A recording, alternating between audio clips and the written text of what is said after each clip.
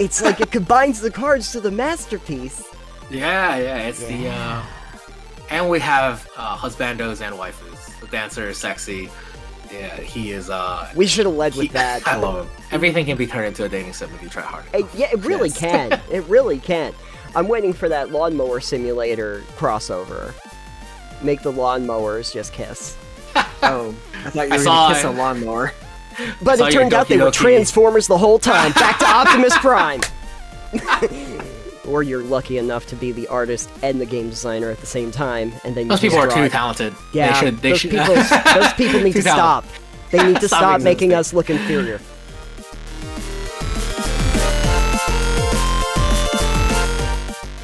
Alex, did you activate my trap card? Yeah, apparently I did. It's the best intro I have. Hi, everybody. My name is Nathan. I'm Alex, and today we have a guest on the show. Yes, we have. Hey. Hello.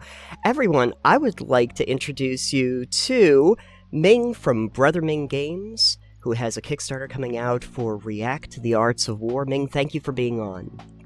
Yeah, of course. Thank you for having me. Absolutely. When Breeze was on, he mentioned that you had a Kickstarter coming up. And, Breeze has been on the show before. You are the first guest, though, that we have actually had that is new to our show. Nice. Because our other previous guests have been on the old show. So, this is new territory. I hope you're ready for it. Oh, yeah. Oh, man. That's good. That's good. Exciting. Yes. I looked a little bit at ReAct. And I was hoping that you could tell me a little bit in your own words what the game is, just a little bit of an overview. Yeah, so ReAct is a 1v1 dueling game. It's a very competitive card dueler, self-inclusive, very much so inspired by old school TCGs like Yu-Gi-Oh! Magic, but kind of like, slimming it down with modern board game sensibilities. So you guys have played Magic, for those homes who play Yu-Gi-Oh! We did. Yeah, it's called ReAct because it's based on this reaction chain, a ReAct stack that we call very similar to an effect chain in Yu-Gi-Oh! Or the effect stack in Magic. And everything in this game, when you play, either playing a card or tapping a creature on the board, goes onto the chain. So nothing is like instant, nothing resolves immediately. You put something down and then it starts a chain. And after that, your opponent has the opportunity to react to it. Of course, you can then react to their reaction, or if your opponent doesn't react, you can react to your own effects and create chains that way. And only when both players have passed on the opportunity to react does then the chain resolve, first in, last out. It's backwards. And that's very much so identical to a lot of TCGs like Yu-Gi-Oh! Legends of Runeterra uses the same exact system. Magic is very similar, except that Magic you can re-enter the stack.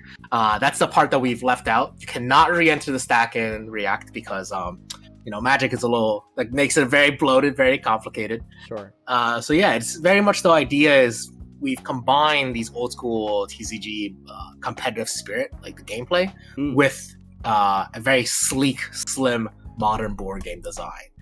There's a lot less cards. The cards are very simple. It's on a grid. There's no costs.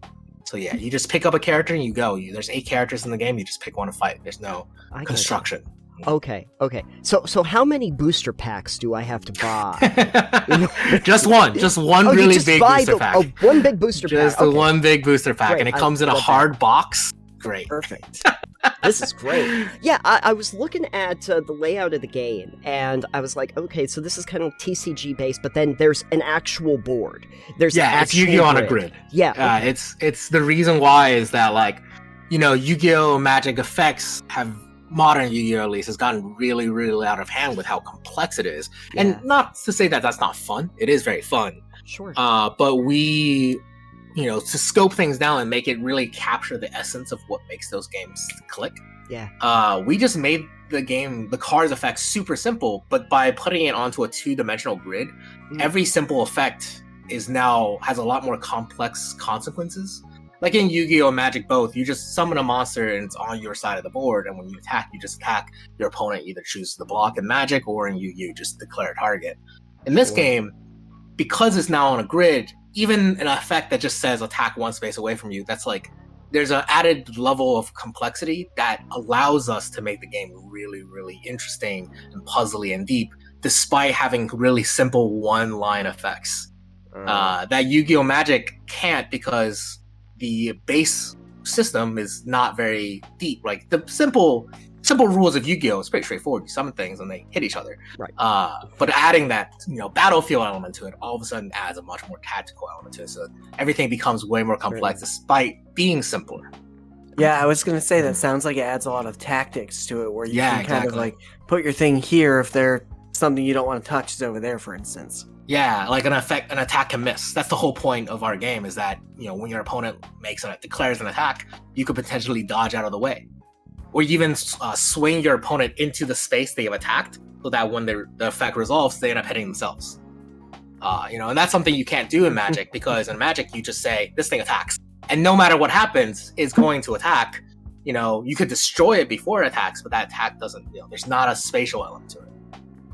Gotcha. I was really taken by the theme of the game. Can you tell me kind of like what you're actually doing in the game, what role you're playing?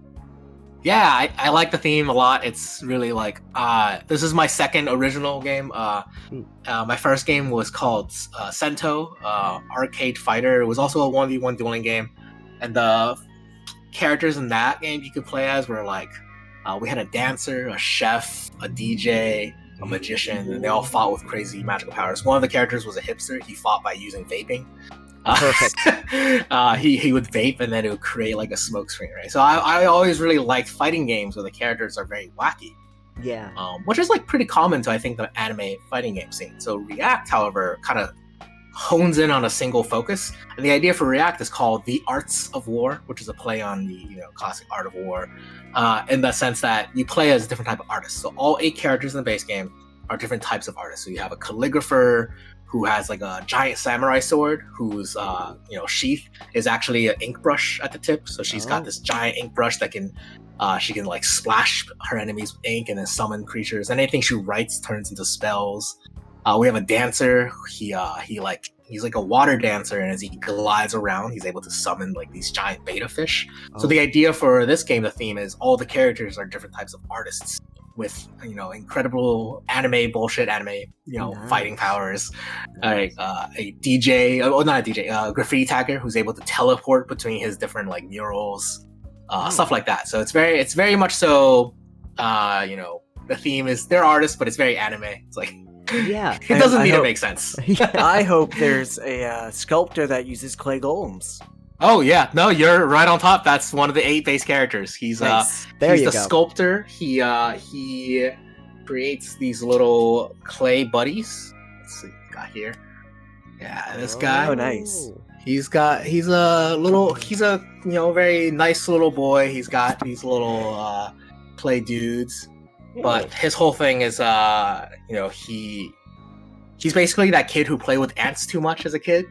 And his whole thing is, he creates these little sculpted buddies. He calls them buddies.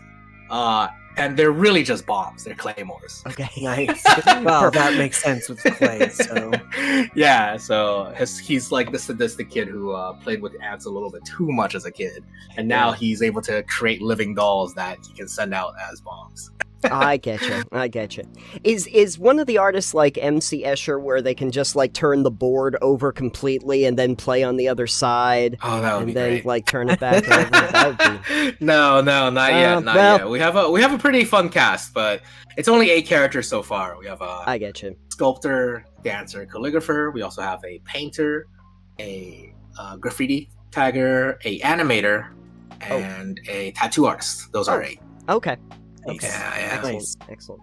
Plenty of room for more options. Oh yeah. Should the Kickstarter go really well and you decide to add like more characters or something? We are hoping to, at 150K. That's kind of like the reach for the stars. If we get there, we're gonna add another character. Perfect. Excellent. Yeah, it's always nice to have those goals in mind when you're doing a Kickstarter, because then it's like, all right, maybe this is going to blow it out of the water, and we can add some stuff that we don't necessarily have fleshed out for the base, but we want to add in if we can. Yeah, it's definitely reaching for the stars. Kickstarter is, You never know. You never know. Yes, exactly.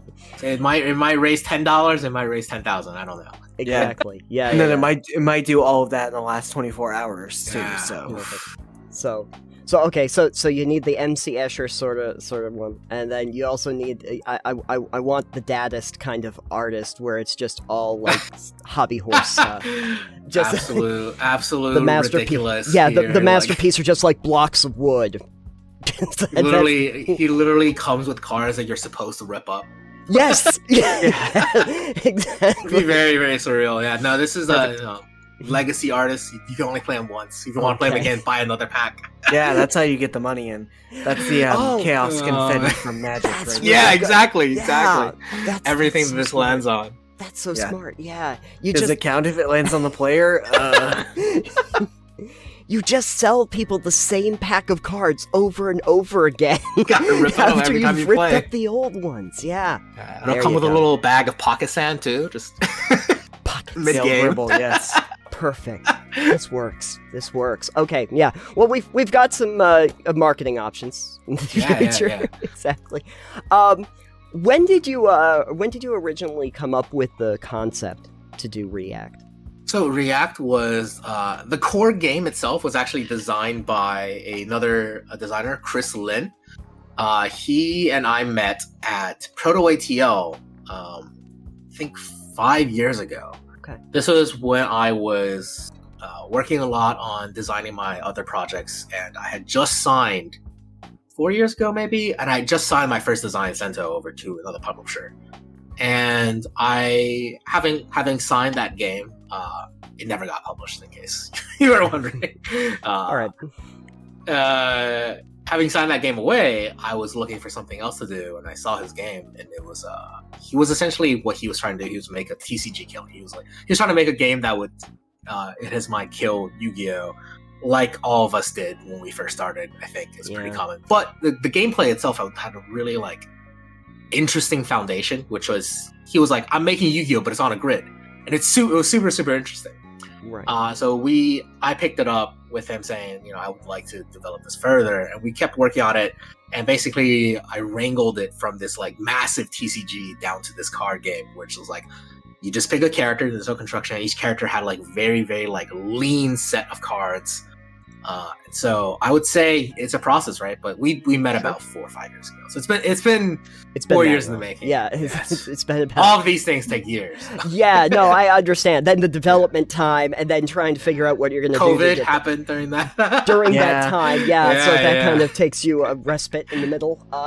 And then how long have you been planning to actually do the Kickstarter part of this? Probably 2 years now. I think. Because Yeah. I originally I thought I was going to be able to go to Kickstarter last year. Sure. But then there's just so much work to do before they can go live. Yeah, exactly.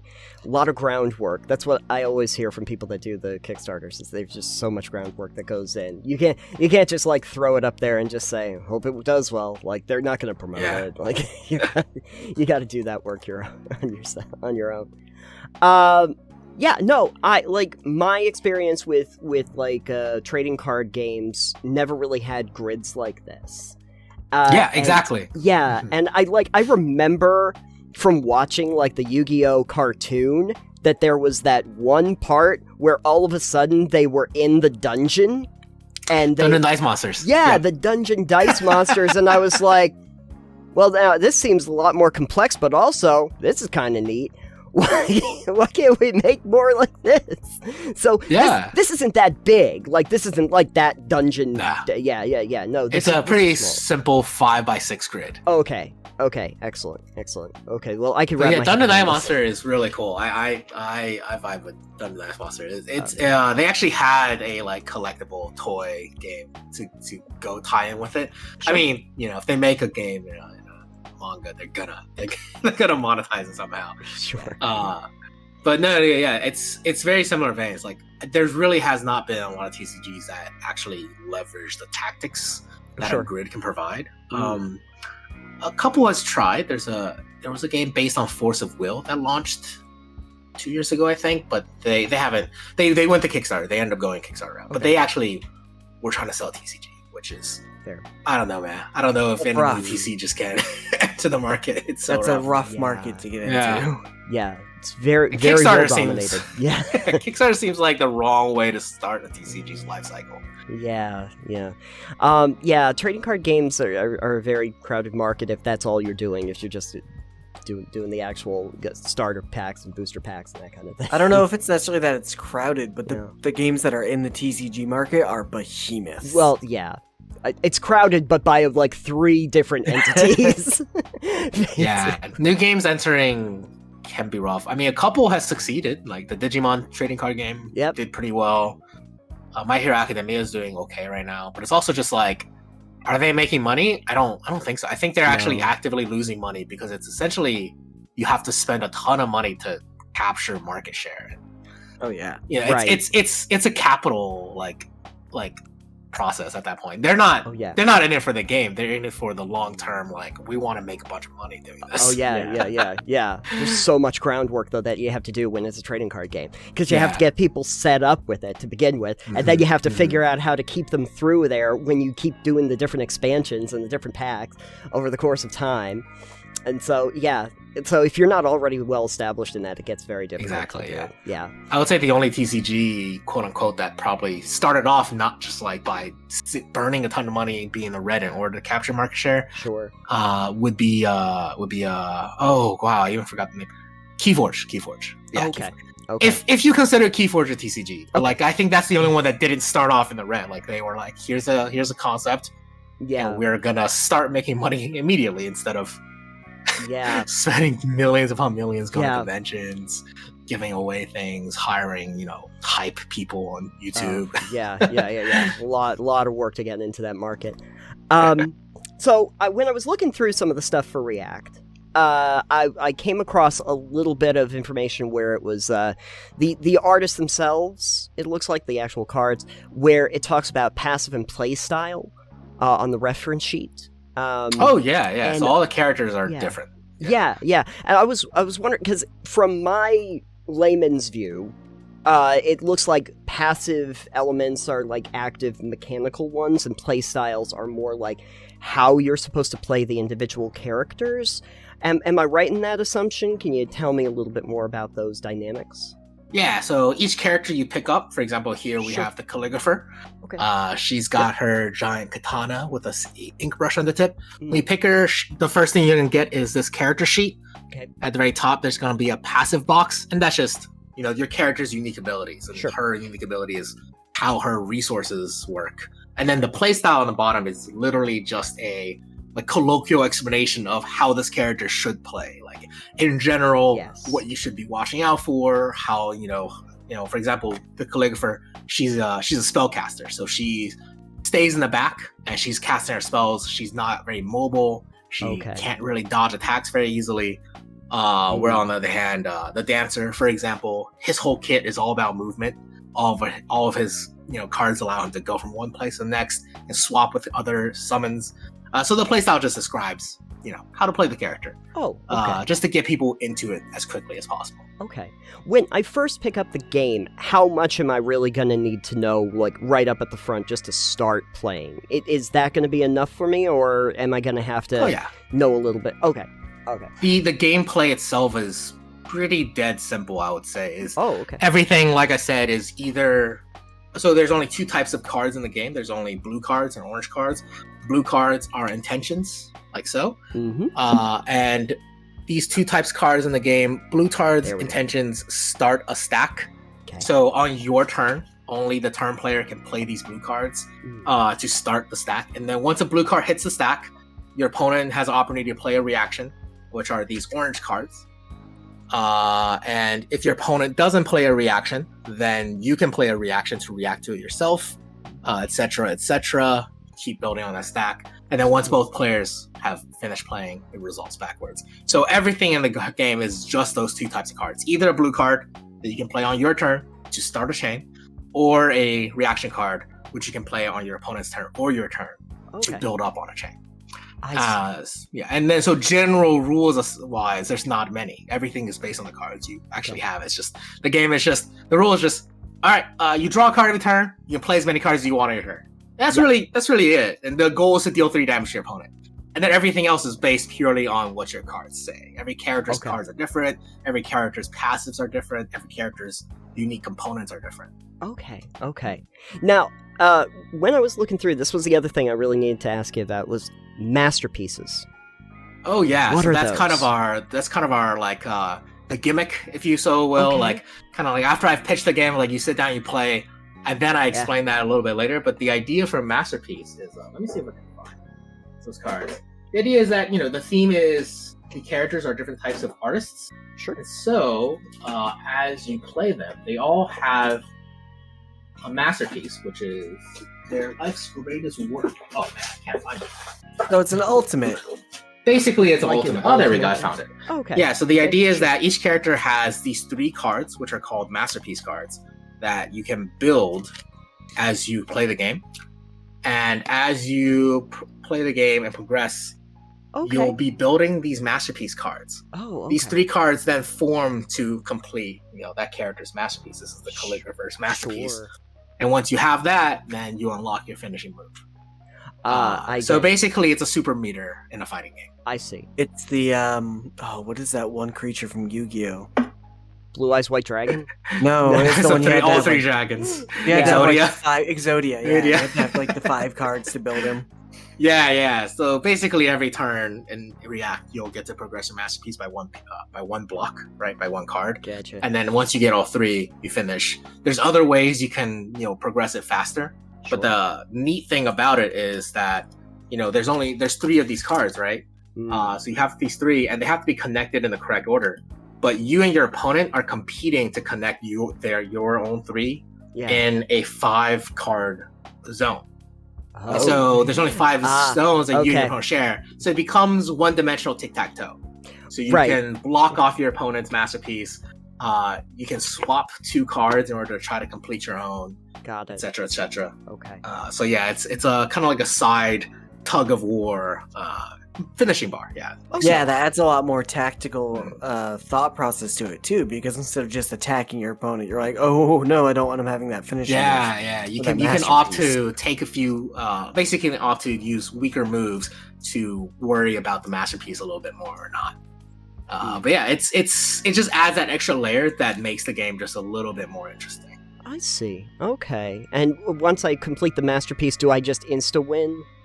No, No? it just Oh, unlocks okay, your shoot. finishing move. Like every character unlocks a different finishing move. Yeah, every Alright. character's finishing moves are I different. could only hope. I could only hope while we're having a sparring competition, all of a sudden, squirrel! And I can just throw the squirrel, and all of a sudden you instantly win. Everybody knows Yeah, the some- squirrel is the best finishing move. So, Some characters are have better finishers than others. They're a little bit more late game. For example, this is the painter character. sure. Her whole thing is that she's like a Renaissance painter. She Oh, wow. paints holy weapons, and so when she finishes her masterpiece, she literally transforms into an angel. Like an angel replaces her on the battlefield. And so she's a much more late game character. Like once she turns into the angel, she's much harder to beat. But once she's in her angel form, she could theoretically ascend again. Like once you finish your masterpiece, it comes off, and then you can redo it again. Oh, okay. Like if your finisher move doesn't win the game. Her thing is if she's an angel and then she ascends again, the angel's finishing move is basically you win the game. Oh, It's okay. like Okay. if you let the angel finish again, it's very unlikely you're gonna beat the angel. Yeah, I would imagine so. But yeah, the game's pretty fast though. It's usually about when we play and testing at this point, the games last anywhere between 8 to 25 minutes. They're they're very snappy. Yeah. It's definitely a game designed to be mastered and played multiple times. It's not Sure. really kind of your here's a 45 to 90 minute game you play and you'll pick. This is meant to be as you play it more and more and more, you'll master each character more. I see. So so in general, should I try to stick with the one character and try to master that, or like I'm trying to main my fighter? Yeah, no, that's how I would look at it. It's a fighting game. It's just like any other fighting game, Street Fighter. There's a cast of 8 characters at the beginning, and you just try them all out because they're all super super different. Not all of them are even deck-based characters. We have the painter character. She's actually a dice allocation character. She doesn't have a deck. She doesn't draw cards. Each turn she just rolls 5 dice, and those dice are her actions that she can then, manage and allocate. She can like turn, change faces. We also have a character who's like a action programming character, the animator. Again, Yes. he doesn't draw cards, doesn't play cards. Every turn, he just puts down animations on the grid that basically programs what his summons can do, like a running animation or a punching animation. And then when he actually animates it, if there's a punching animation, tile in a zone, and say, okay, I'm going to animate this punch, then if he has a standee next to it, his summon can then punch that zone. Oh. So he's literally action programming. And so every character plays very differently. So you really kind of want to try it out, figure out which style you like the most, and then just like any fighting game, they all fight differently. Pick your main, and then, or your two mains. Certainly. Okay, now I kind of understand why you wanted to limit this to 8. Because this is going to get very, very tricky if we're looking at matching different styles when we get past that. Yeah. I wanted to make mention, too, is that the art is just really beautiful. I know that the folks that are listening to the podcast can't really see the cards, but if you're watching the videos, you're going to see it. Did you have artists that you commissioned for the game? Yeah, so the art is done by 2 artists, both good friends of mine, Pat, who goes by Loxtix on the internet, and Ian, who goes by Wicked Alucard on the internet. Both great artists. They're both Filipino, and they're wonderful. I've worked with them for the last basically 2 years, and they both also worked on some of my other projects as well. Yeah, wonderful, yeah. When does the Kickstarter actually begin? Yeah, we are launching very soon. November 29th, Tuesday, as the meta suggests. Everybody has to launch on Tuesday. So everybody has to launch on the Tuesday, right after Thanksgiving. You're in the holiday season shopping. It's time. Yeah, I have no idea if this is the right choice. I think it might be a terrible idea. We'll see. We're locked into it. I'm locked into it. That sounds well. Hopefully, it's not a bad choice then. Hopefully, people go, "Wow, this sounds great," and it's Christmas, so I'm gonna back it. People were stuffed from Turkey, and now they'll get it. That's what you can only hope. What are your tiers looking like? So we just got very straightforward tiers. This is my first Kickstarter, so I want to keep things very simple. We got the base game, all 8 characters, $60. It's a 12 by 12 box. It'll fit in your calyx perfectly. Each character comes in a jumbo tuck box that's like 4 by 6 inches. Nice. So the box will fit all those characters on your shelf pretty nice. The $100 tier is the deluxeification tier that comes with the acrylic standees. So there's 28 unique acrylic standees and are very large acrylic standees. If you've played any other games that have acrylic standees, I think ones that come to mind, Here to Slay, they're about this big. The Exceed acrylic standees are about half the size as well.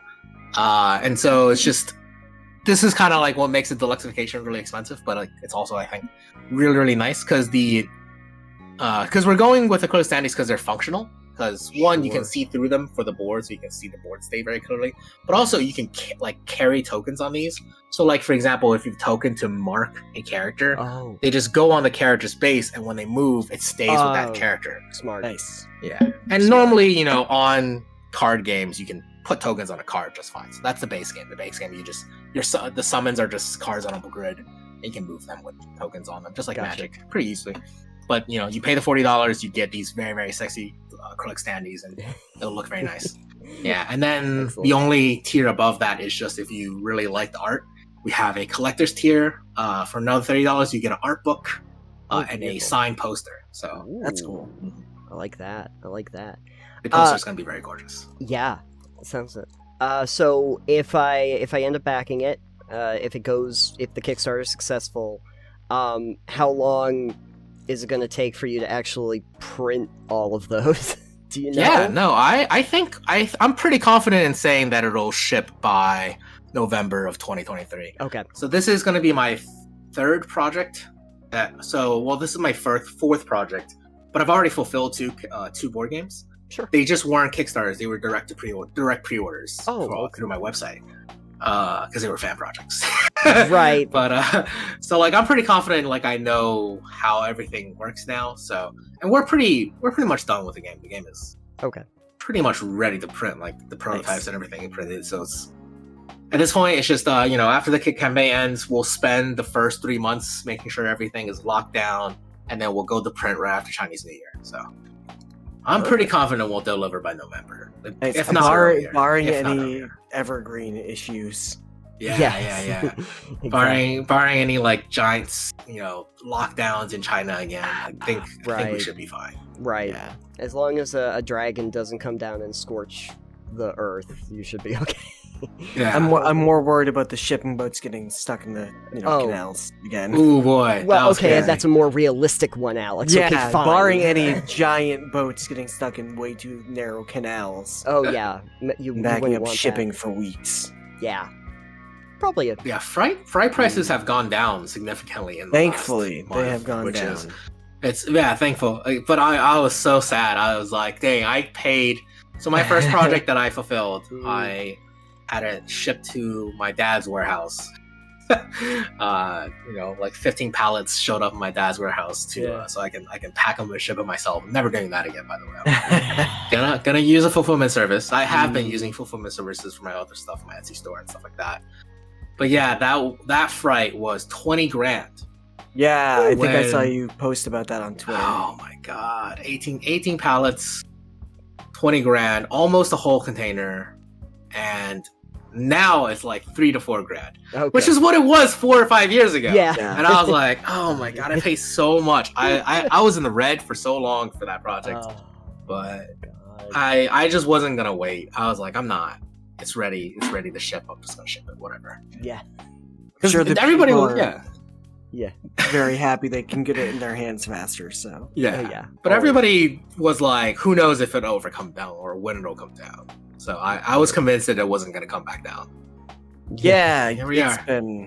It's been wild. It's been a time. I did have a question about the reactions. Is this kind of like a combo builder?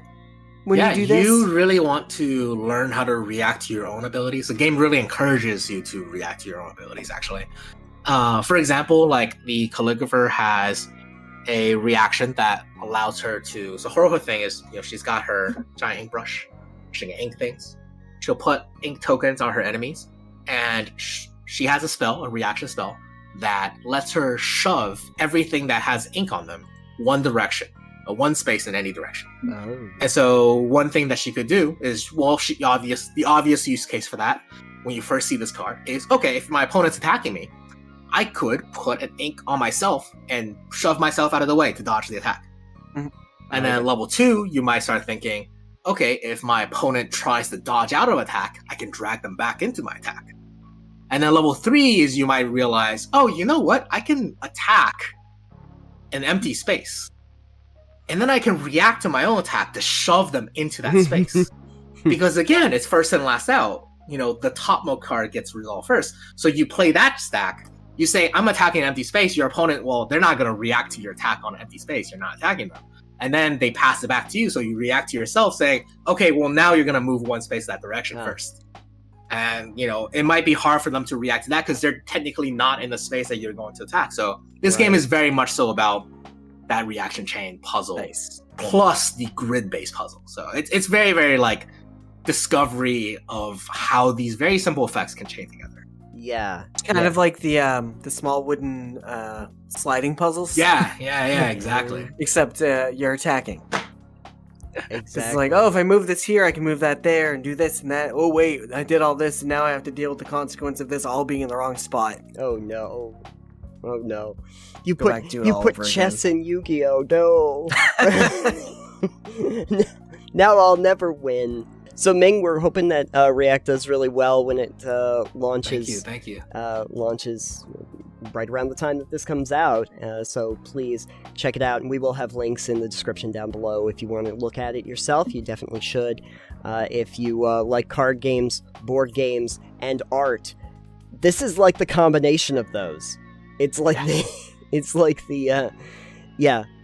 combines the cards. Ooh, it's like it combines the cards to the masterpiece.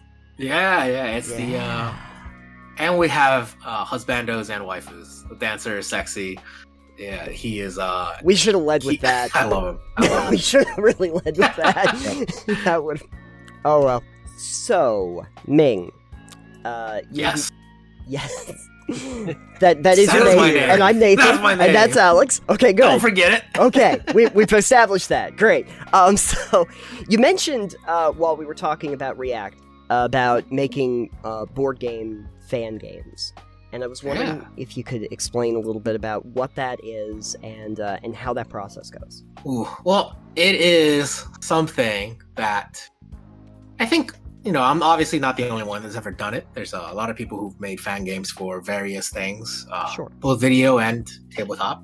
Yeah. There's a guy who made a Jurassic Park fan game before that looked pretty cool. But basically, it is, a fan-driven endeavor where you just make a piece of media or a game for something you like. So in my case, I was really a big fan of Fire Emblem, so I made a fan game based on Fire Emblem. It was this very crappy card game, a dueling game. I really like 1 versus 1 duelers, as you can tell. Yeah. Where you took the characters from Fire Emblem and you put them on a board, and then you made them fight or you made them kiss, whatever you wanted. Nice. as fandoms do. Yeah. You put the 2 cards next to each other. I mean, it's just you do stuff for fun, right?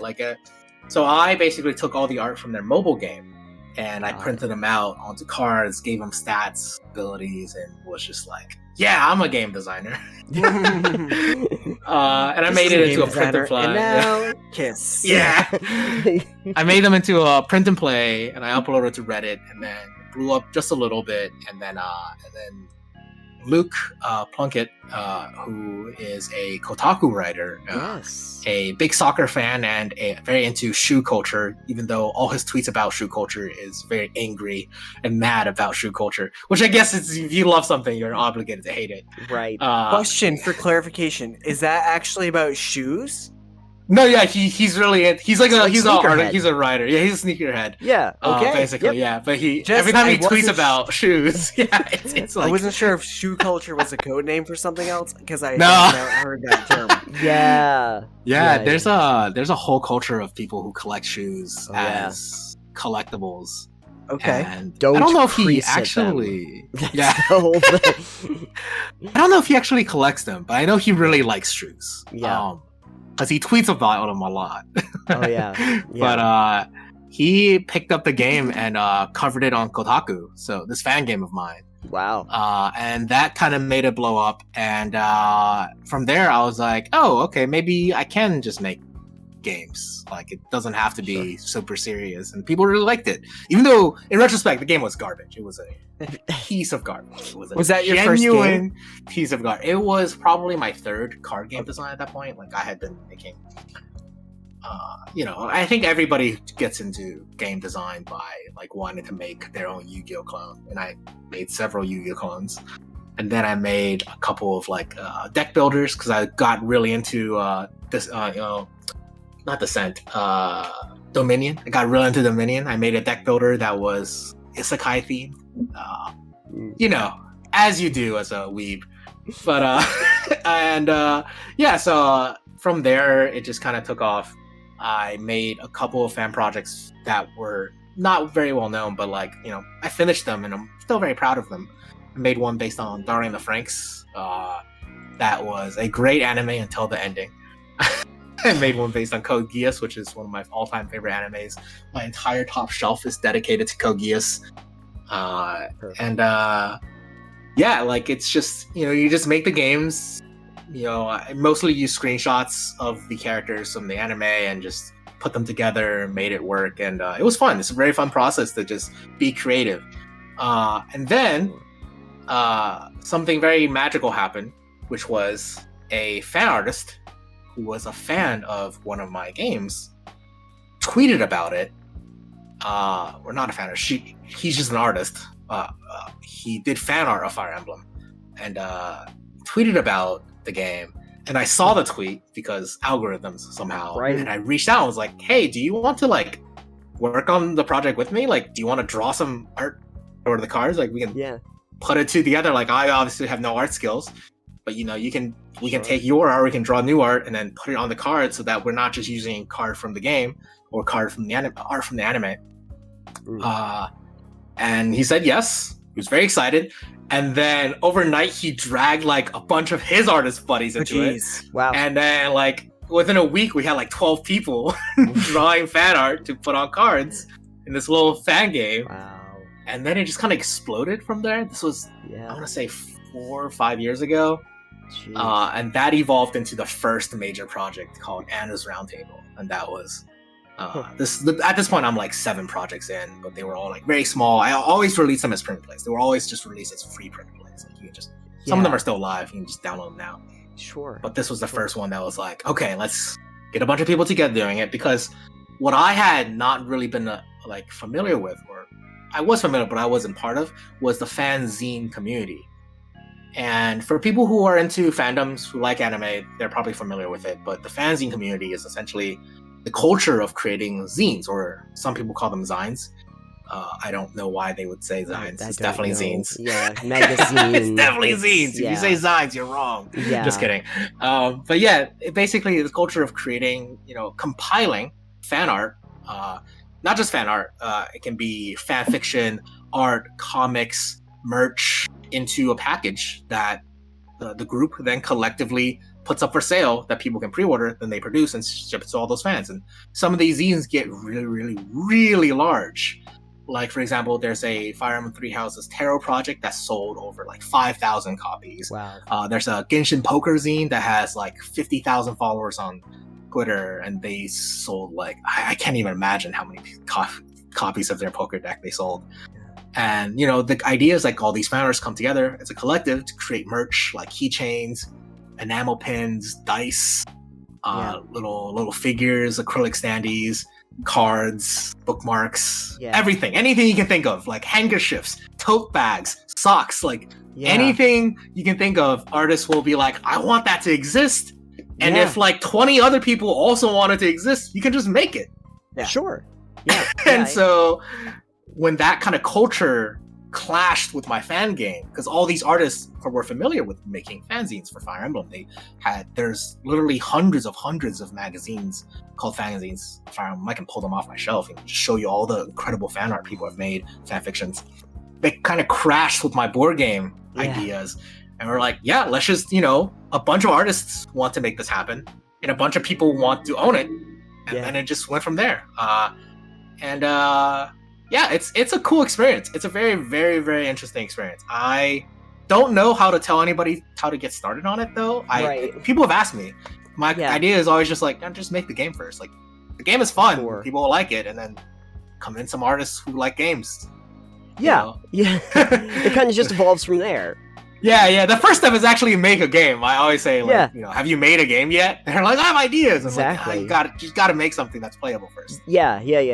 So essentially, what you're saying, fan games, it's like fan fiction, but it's with making the games essentially instead of making the very, very bad novel where Bella ends up with one of the werewolves or something. I love fanfics. AO3 is great. But it's the same idea, right? Just like any kind of other fan work. It's like, oh sure. If you go to Artist Alley, there's prints all over the place, and it's kind of like, well, what if those prints had rules on them? Sure. Or just text, right? Like, like, what does the words mean? I don't know. Yeah. And, it's very, very weird. It's the legality of it all is in that gray zone of just like fan artists. Well, that's what I was gonna ask. Have you ever had somebody from like the company kind of go, so Yeah, no comment. No, nothing on the record about that. But fair enough. I mean, unless you're dealing with like Games Workshop. Yeah, I'm not a millionaire yet, so I don't think it matters. Yeah, exactly. Yeah. But it's just kind of like, if you go in the Artist Alley, everybody's selling prints. Sure. Nobody has like purchased rights to make prints, and I think it's all dependent on the fact that I think companies realize that an IP can't survive without their fans, and a fan making products based on their IP and spreading it is overall just healthy for the longevity of the IP. And I think the company that knows this the most, other than Genshin Impact, Nintendo is opposite of Nintendo. Yeah. Like the company that knows it the least. Yeah. Nintendo hates it. Nintendo Nintendo is by far the company that hates how Fire Emblem as a franchise survives fan work. I have no idea. It's like the only franchise that has a huge Nintendo franchise has a huge fantasy community.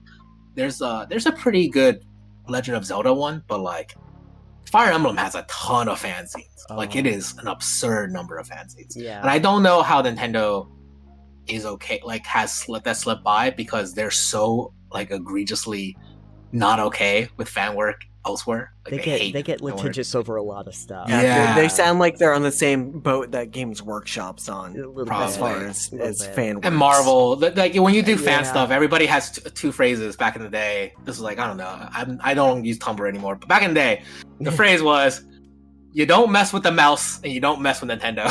Yeah. Those are the two that you don't mess with. If you use anything Disney, the mouse will come after you. Don't Mario mess or with the Mickey mouse. are going to be a problem. Yeah, exactly. But like the one company that's like super like they understand how thriving a fan community and like how profitable it is for them in the long run is Sega. Really? Specifically, Sonic. well, not Sega of America, specifically Sonic. Yeah. Oh, They God. really understand that for Sonic to be as successful as it is, they need to like let fans make fan content, and they just need to never be litigious over it. Right. And they really understand that. I've definitely listened to some deep dive videos about Sonic fandom games and all that stuff, and Yeah. oh God, it's nuts.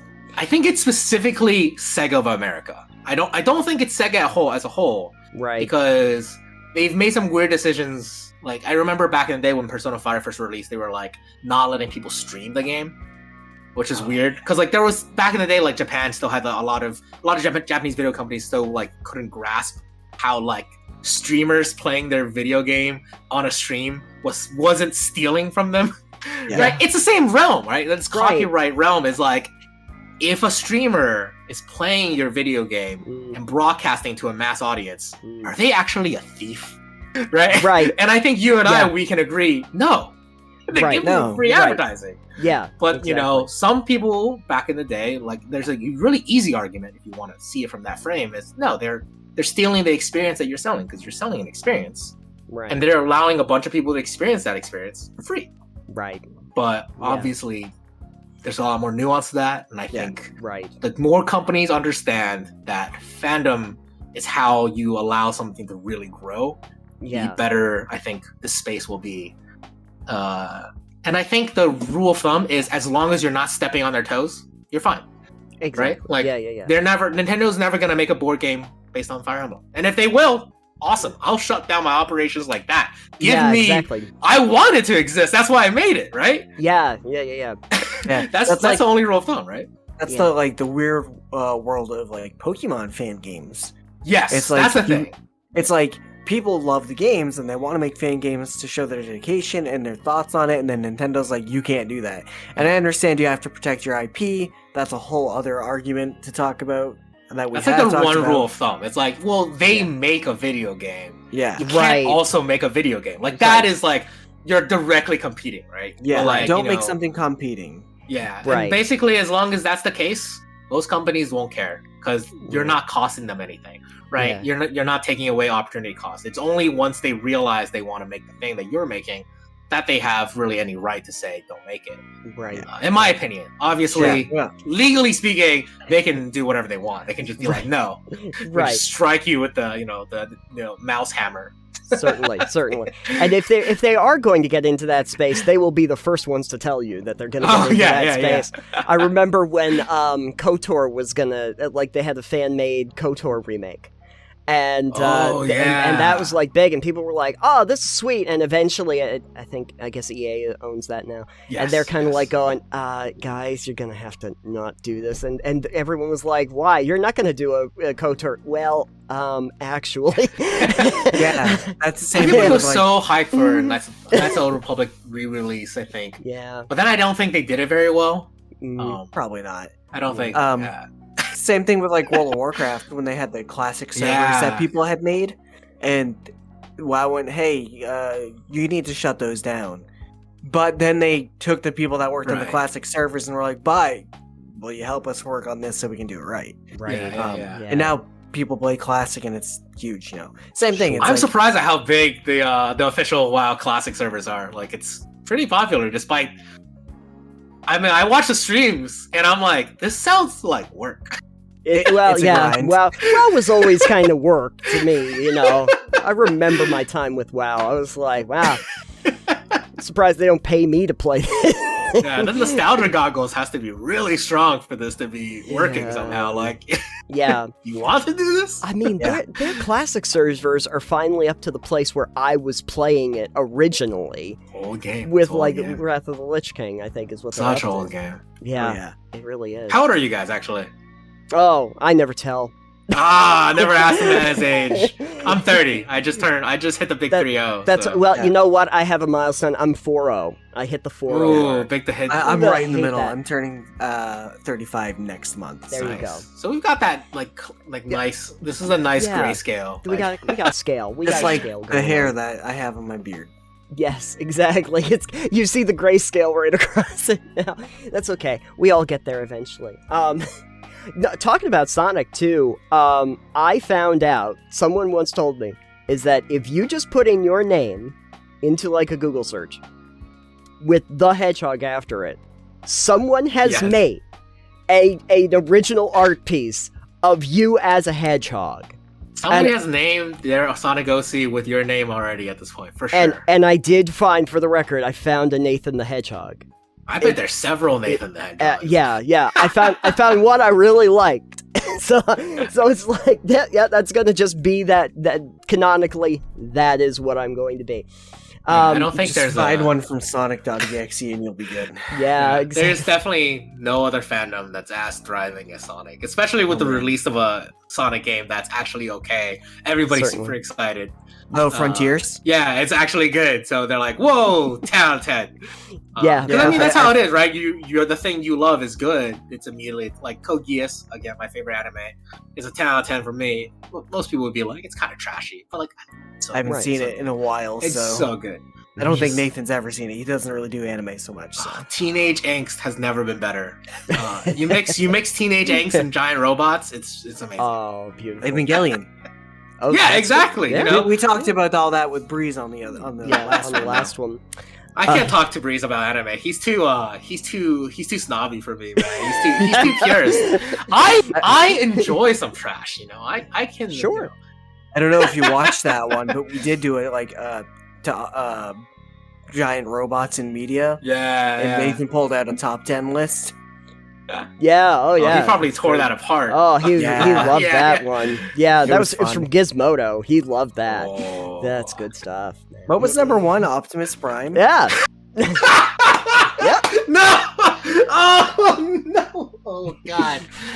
Oh It's god! like Yeah, roll no, I out. could have. So come on, if you're gonna do a Transformer, you do like Starscream or something. That's Yeah, funny. get them something that they can, sink their teeth into.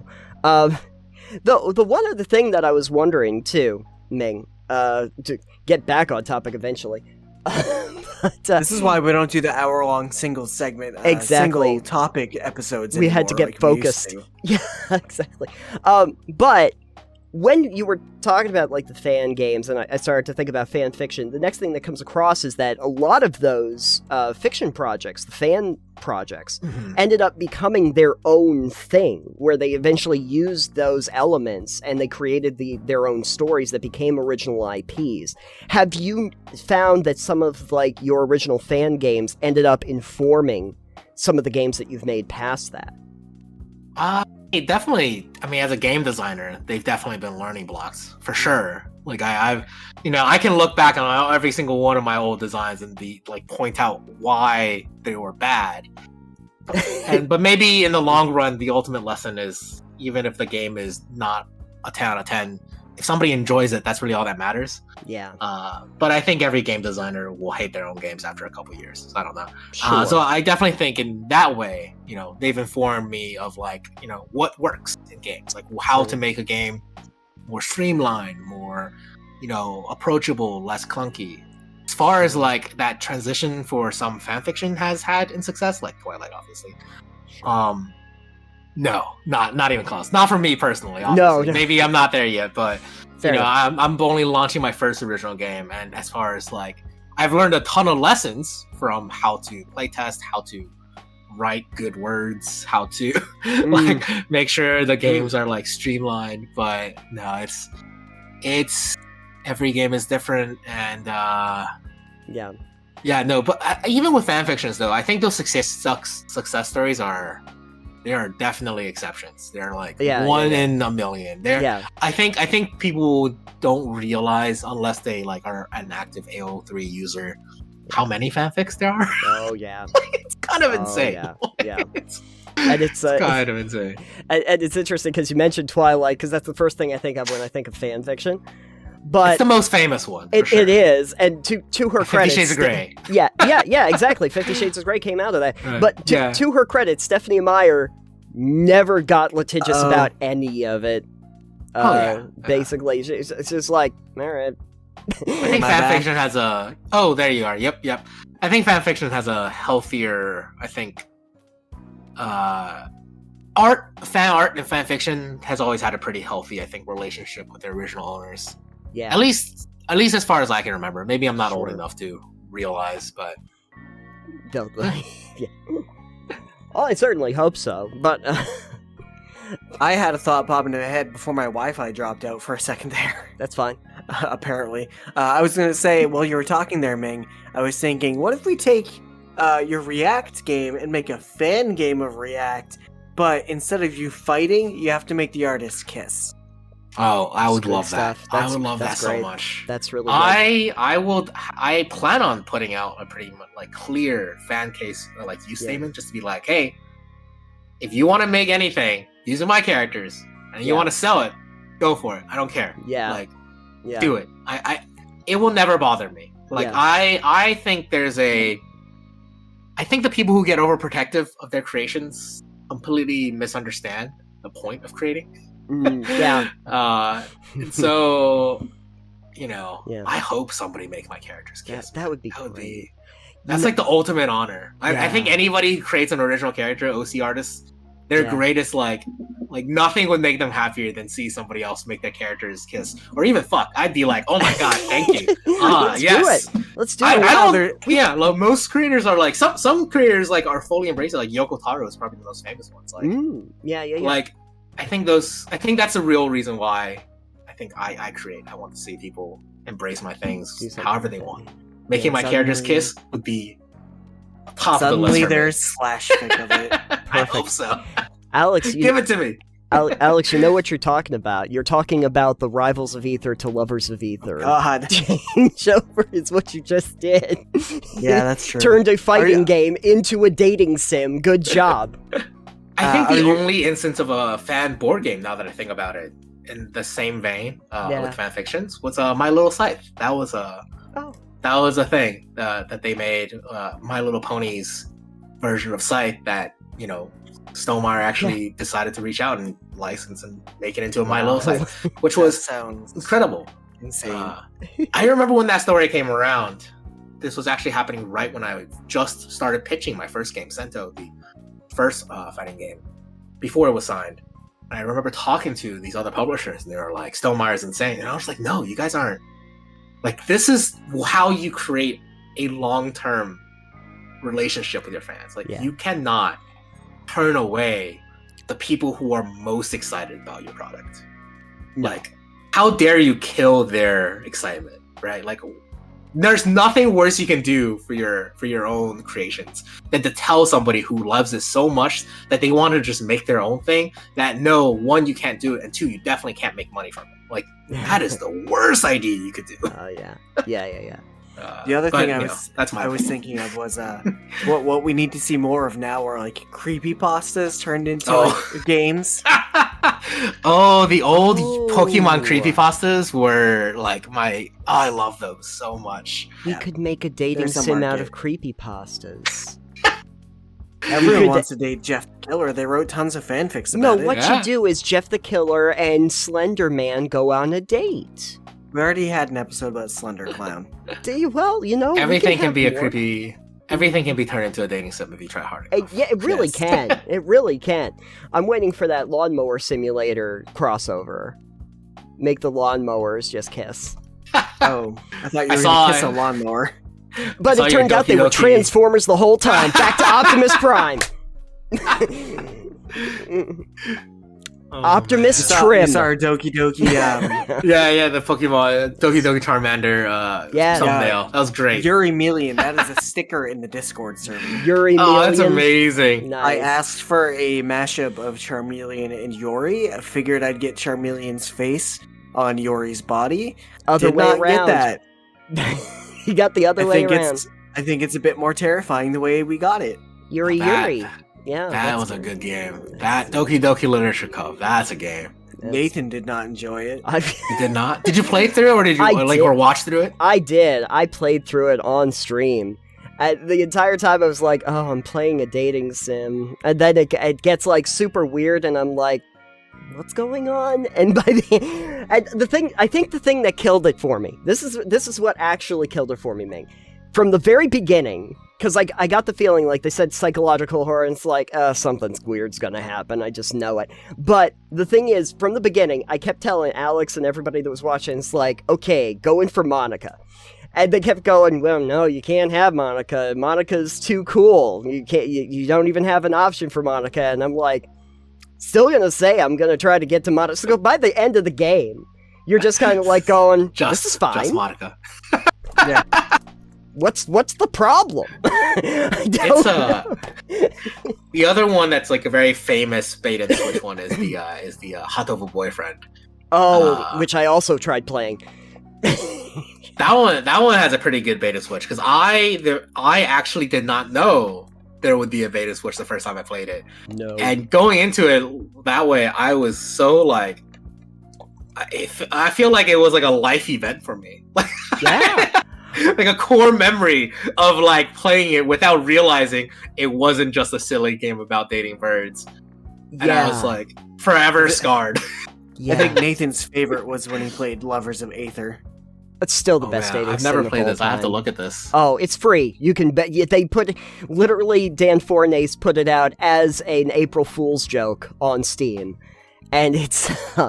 This is cute. There was once a game called Rivals of Aether, which was like a Super Smash Brothers fighting game that he created. And so for an April Fool's joke, it was like, okay, but what about if they were in what if they were in school and you needed to take one to a dance? Wouldn't that be amazing? That's it's amazing. The funniest thing He streamed that one too. It was absolutely bonkers. It was That's bonkers. amazing. Oh my god! I love that. Love that. If you try playing Italis, try to get Italis to go. It's a trip. The polar bear, right? The polar bear, yeah, exactly. We're not going to spoil it for you, but it's just wild. Wow. Okay. Anywho, what were we talking about? Oh yeah, fan games. Try making them. There we go. It can't hurt. Can't hurt. Can't hurt. No, go the for it. The worst case scenario is you get told to stop. Right? And then you try then a you different stop thing. and you go do something else. Like it's like I think people are overly cautious, and I think the fan fiction community have embraced this idea that who cares, just do it. Yeah. Do what you love because you want to do it because you love it. Yeah. And not because there's money involved, because there rarely is. Fair enough. Fair enough. Funny enough, I'm going to make sure that the thumbnail for this portion of the YouTube's videos is two of your characters kissing. Perfect. Yeah. Make it happen. Don't know which two. Crave is gonna love making that. It's probably going to be like a dude and a dude or a girl and a Yes. girl. That's perfect. Well, you know We how have a many very movies- wide range of character designs. Like I'm very proud very of our range of character designs. Yes. Maybe they'll all just be kissing each other in a group. It's just Yes. here's what you do. You have all the characters kissing a paintbrush that's right in the middle of all of them. Just stay on theme. Yes, a paintbrush. It's exactly what it is. A paintbrush that has a little smiley face. Yeah. Yeah. I don't care. No, don't think about what it looks like. With It's the just a tip paintbrush. And the ink dripping Has off some of the tip. white. That's It great. has some white paint on the top. It's dripping down the side. Well, I know where the short from this episode is. Oh man. Anyway, so the dating sim, yeah. So anyway, when we started talking, we were talking about the art, and there is a lot of art in ReAct. It's very much on theme. But I was wondering if you could tell me a little bit about the best practices for commissioning artists to work on your games. Yeah, I've talked with a lot of artists in my time working on games. Not just this first game, ReAct, which is my first like real commercial game, Sure. which I'm pretty proud of how I'm working with these two artists. But with the fan games, I've worked with over 200 artists at this point. And I think this industry is, I mean, so the board game industry has very tight margins, and I think that's not a big secret. Yeah. Everybody's always talking about it. But I think the margin isn't as tight as people make it out to be for people on the top end. Sure. Like these Kickstarters that have millions of dollars. And some teams are very great about paying their artists. Like the Frosthaven team pays very well. They're great people. I don't like games that are minis and take 200 hours and weigh 60 pounds, but I really appreciate the amount of art and love they put into it. Then there are some games that, try their best to get an artist off of Fiverr or specifically pay like younger artists, new artists, whatever they can do to try to get the cost of art down as cheap as possible. Sure. Which I get, for people who are on a budget or if it's your first game. Yeah. But I think no matter where you are on that spectrum, there's a couple of things you can always try to keep in mind. Yep. Number one is, try not to negotiate with your artists to lower their prices down. I see that a lot. That seems... Why? Yeah. I think a lot of people who reach out to artists for a quote don't know how to take no for an answer, or not no, don't know how to say the words, "Oh, thank you. That's out of my price range for now. Yep. Appreciate it," and then move on. I think too many people who are new aren't able to just say that and move on. They aren't able to just be like, "Oh yeah, that's out of my price range. Let me go find another artist." Right. They tend to really want to be like, well, no, I want to work for you.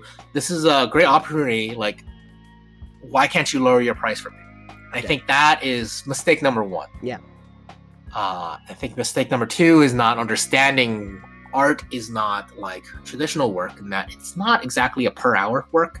It's a per asset work. Yeah. You're paying for the asset. You're not paying for the hours. Right. So it doesn't matter how fast an artist is. If that asset is worth a certain amount of dollars, that's how much that asset's worth. Yeah. Like if they say this asset's worth, $500, that's how much it's worth. It doesn't matter if they take some, 4 hours or 50 hours, right? Like you're paying for a deliverable.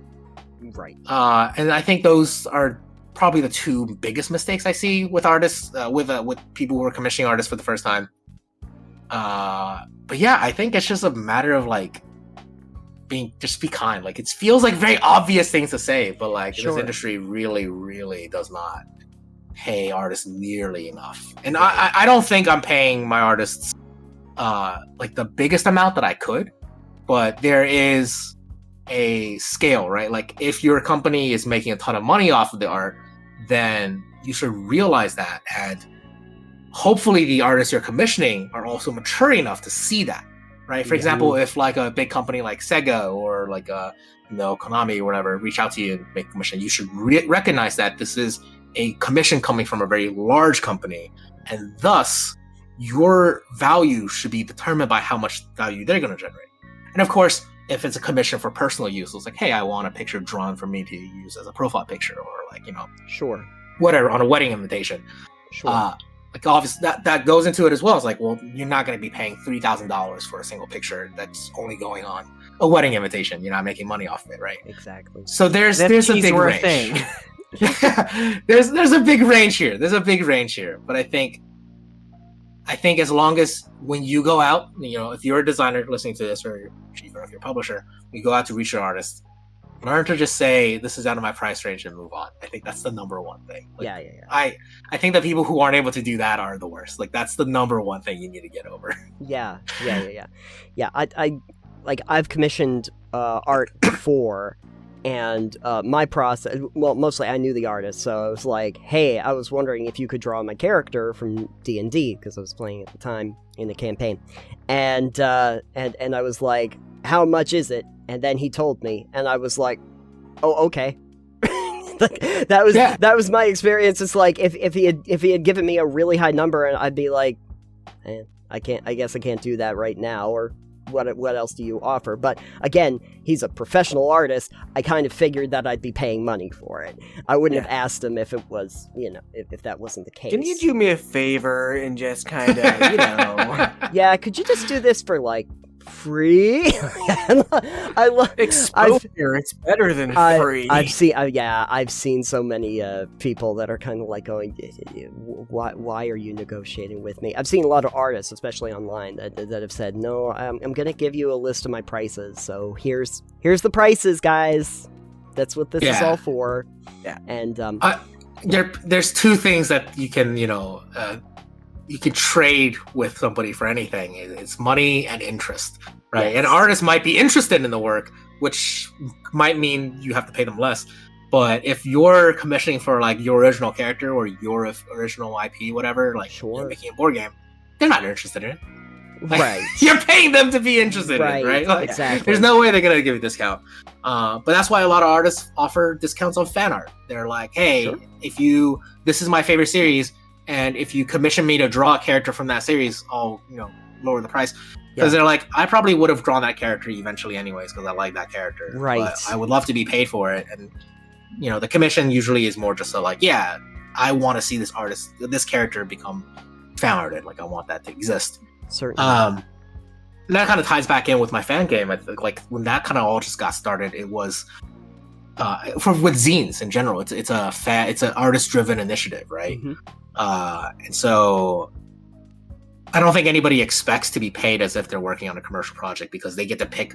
For my instance, they get to pick which character we want to draw. Like, now I'm not telling them what to draw. I'm not telling them how to draw it. Right. And I basically tell them they can take up to like 2 years to do it. Yeah.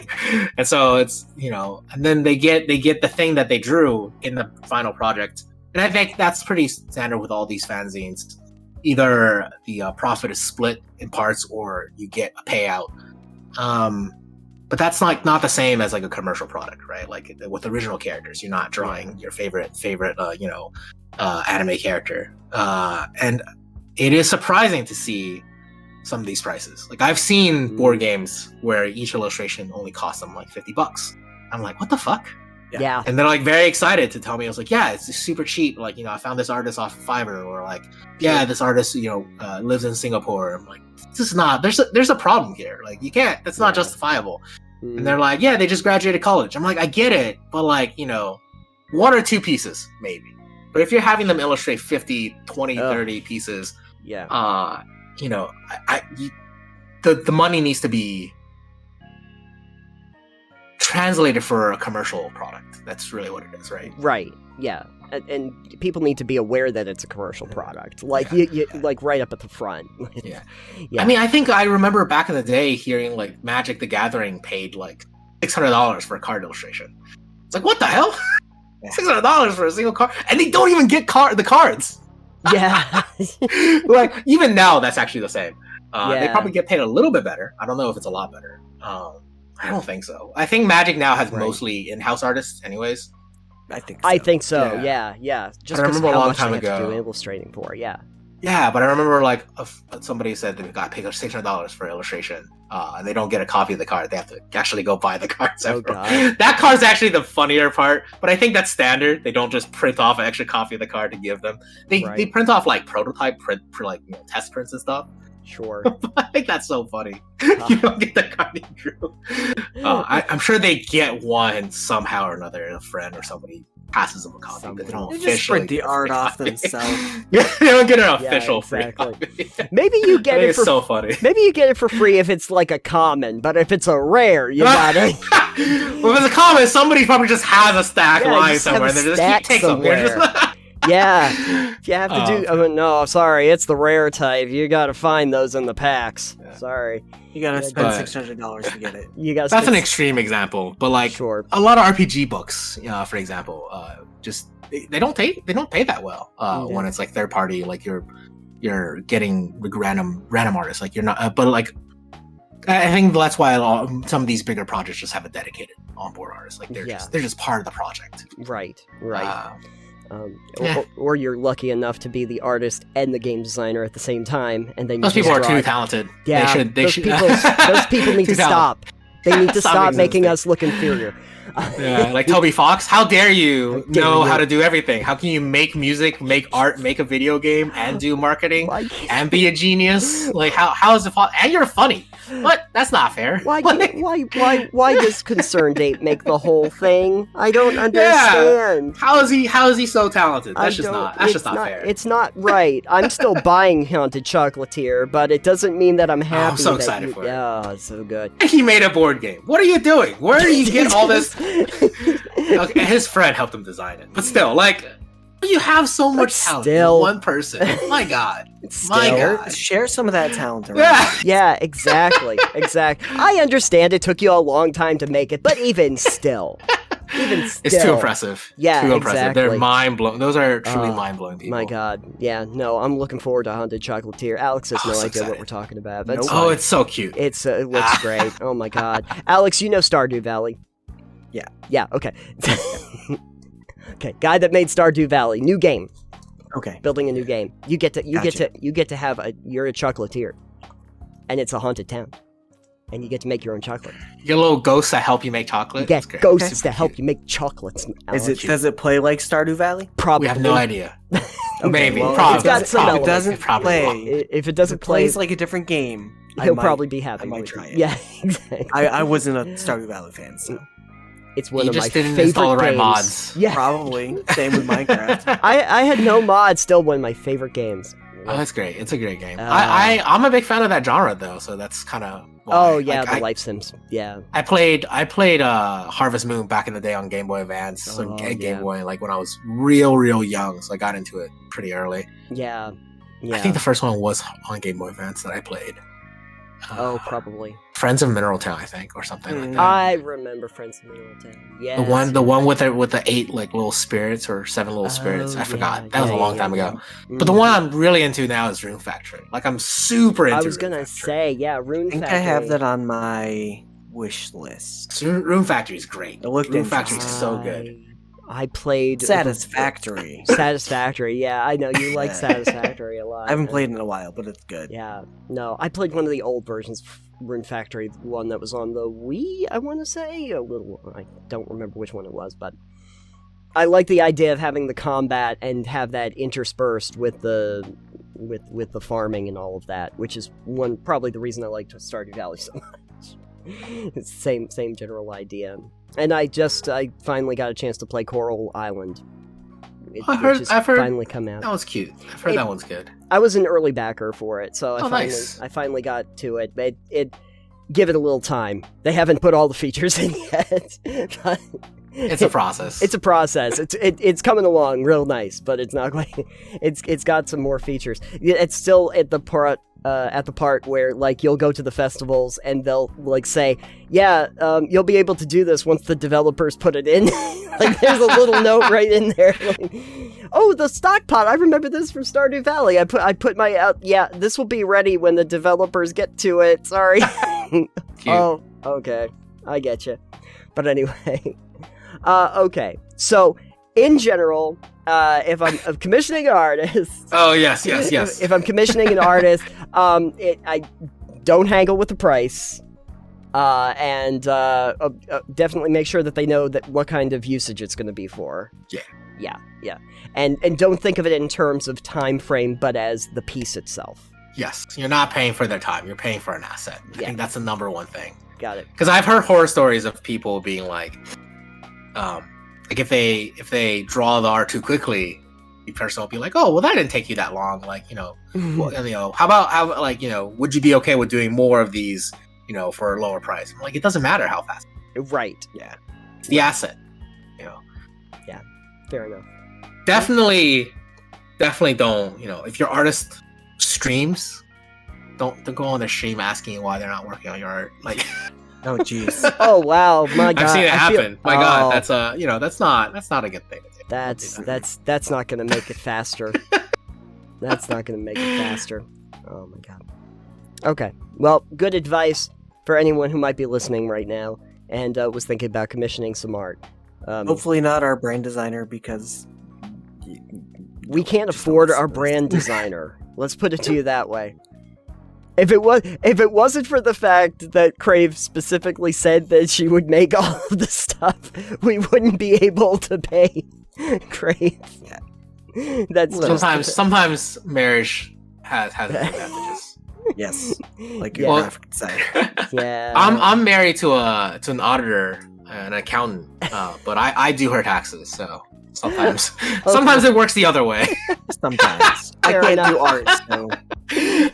I asked her when I first started my small business for help doing taxes, because BrotherMing Games is a publishing company. It's a business, and figuring out how to do small business income tax, because it's just like a one man show. And she was like, "Oh no, you're too small for me. I only deal with like multi-million-dollar companies." Okay. Makes sense, but little tears still hurt. Oh my god! Just staring out the window with the rain pouring down. So yeah. Now that we're married, I actually wrap her income into mine. Okay, to do our taxes together. Perfect. Despite her being the CPA, certified tax accountant, I have to do her taxes. Unbelievable. Yeah. Jeez. Well, Alex, I think I've learned a lot about art and games today. Haven't you? I've learned a lot about a lot of things today. Great. And I've learned about lovers of Aether. There you go. We've all been enriched by the experience. Ming, if folks out there wanted to learn anything more about ReAct or from BrotherMing Games, where could they go? Yeah, so ReAct is on Kickstarter. You can hit a preview of it now, but our social media is pretty straightforward. It's just ReAct board game, all one word. The actual game itself is Act, which if you watch a lot of anime, you'll recognize that as a pattern for no reason. It's just aesthetic. It's just cool. ReZero, Steins Gate, etc. But all our social media is just ReAct, ReAct, all one word, board game, all one word, no space, ReAct board game. So we're on Facebook, we're on Instagram, we're on Twitter. Definitely check out the Kickstarter. We'll be launching November 29th. Maybe when you're listening to this, it's already live. At which point, hopefully, we've already fully funded. So that's right. You can just put your money in it and get a game. Yeah, the goal is $20,000 just to cover the cost of the initial printing. Sure. But for me to actually make my money back on my investment, I need to hit 100K. So we'll see if that happens. Fair enough. Okay. One can hope. Fingers crossed. Fingers crossed. But it's okay. Even if I don't make my money back, I just want to print the game. Exactly. Terrific.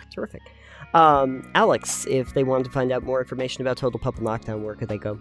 You can find us at our website over at totalpebbлекnockdown.com.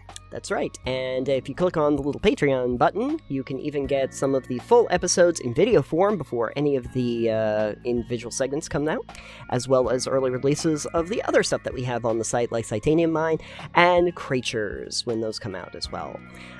And you can find us on every podcast app known to mankind, and if you are on Anchor, you can even leave us a little voice clip if you'd like to ask a question for a future episode. And you can also find us on social media. I am at Titanium. I'm at EXP Limited, and our show is over at Pebble Knockdown, and I think we also have a Mastodon now, because apparently Twitter is burning to the ground.